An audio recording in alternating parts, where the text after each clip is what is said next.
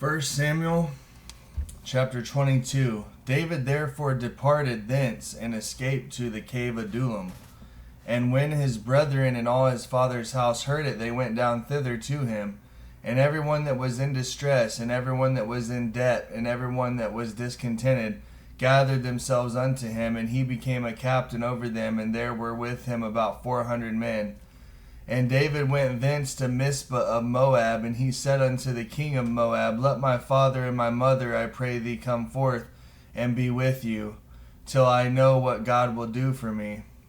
And he brought them before the king of Moab, and they dwelt with him all the while that David was in the hold.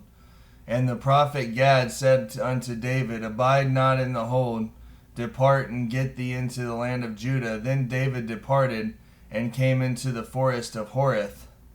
When Saul heard that David was discovered, and the men that were with him, now Saul abode in Gibeah under a tree in Ramah, having his spear in his hand, and all his servants were standing about him.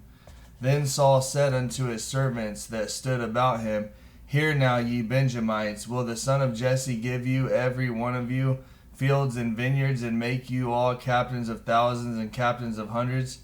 That all of you have conspired against me, and there is none that sheweth me that my son hath made a league with the son of Jesse. And there is none of you that is sorry for me, or sheweth unto me that my son hath stirred up my servant against me, to lie in wait as at this day. Then answered Doeg the Edomite, which was set over the servants of Saul, and said, I saw the son of Jesse coming to Nob, to Ahimelech the son of Ahitub. And he inquired of the Lord for him, and gave him victuals, and gave him the sword of Goliath the Philistine. Then the king sent to call Ahimelech the priest, the son of Ahitub, and all his father's house, the priests that were in Nob, and they came all of them to the king.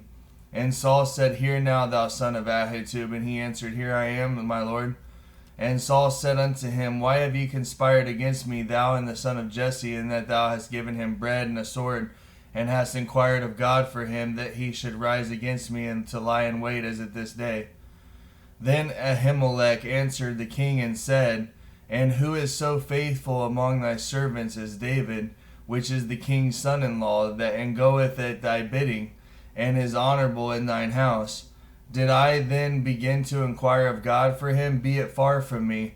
Let not the king impute anything unto his servant, nor to all the house of my father. For thy servant knew nothing of all this, less or more. And the king said, Thou shalt surely die, Ahimelech, thou and all thy father's house. And the king said unto the footmen that stood about him, Turn and slay the priests of the Lord, because their hand also is with David, and because they knew when he fled, and did not shew it to me.